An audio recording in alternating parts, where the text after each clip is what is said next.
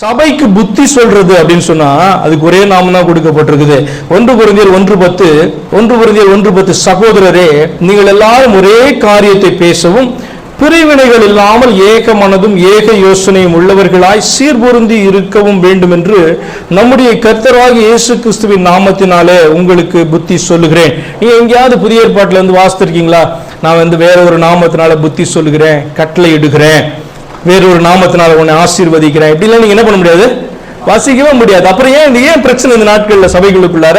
இந்த வசனம் சொல்லுது, புத்தி சொல்லுகிறது நமக்கு கொடுக்கப்பட்டிருக்க ஒரே நாமம் கர்த்தராகிய இயேசு கிறிஸ்துவினுடைய நாமமே அன்றி வேறொன்றும் இல்லை.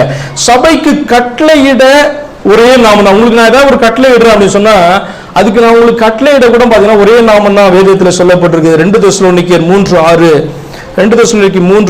மேலும் சகோதரரே, எங்களிடத்தில் ஏற்றுக்கொண்ட முறைமையின்படி நடவாமல் ஒழுங்கற்று நடக்கிற எந்த சகோதரனையும் நீங்கள் விட்டு விலக வேண்டும் என்று நம்முடைய கர்த்தராகிய இயேசு கிறிஸ்துவின் நாமத்தினாலே உங்களுக்கு கட்டளை இடுகிறோம். ஒரு அப்போஸ்தலன் ஒரு கட்டளை அந்த நாளிலே தன்னுடைய சபைக்கோ மற்றவர்களுக்கோ வழி விலகுகிற ஒருவனுக்கோ அவன் கொடுக்க வேண்டும் என்று சொன்னால் அவன் இயேசு கிறிஸ்துவின் நாமத்தினால மட்டுமே கட்டளை என்ன பண்ண முடியும், பிறப்பிக்க முடியும். அவனுக்கு he doesn't have any authority of his own.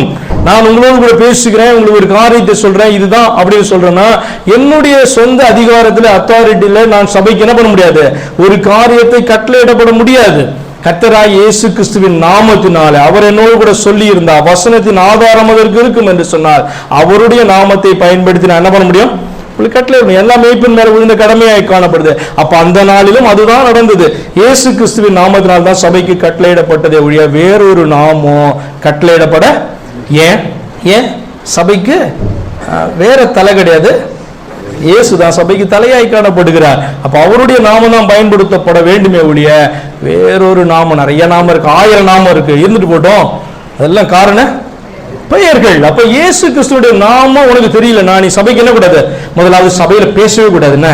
சபையில எல்லாம் மேடையில பிரசங்கம் பண்றேன்ட்டு என்ன பண்ணக்கூடாது, இயேசு கிறிஸ்துவோட நாமம் தெரியலன்னா அவரை ஏற்றுக்கொள்ளல அப்படின்னு சொன்னா பேசவே கூடாது, முதல்ல பிரசங்கமே பண்ணக்கூடாது. நான் சொன்னேன், சுவிசேஷம் அறிவிக்கிறதா இருந்தாலும், புத்தி சொல்றதா இருந்தாலும், கட்டளை இருந்தாலும், பிரசங்கம் பண்றதா இருந்தாலும் இயேசு கிறிஸ்துவோட நாமம் உனக்கு தெரிய வேண்டும். அவரை ஏற்றுக்கொள்கிறவனா இருந்தா பிரசங்கம் பண்ண வரணும், இல்லைன்னா என்ன பண்ணக்கூடாது, போய் ஏற்றுக்கொண்டு வர வேண்டும் என்று சொல்லி அர்த்தம்.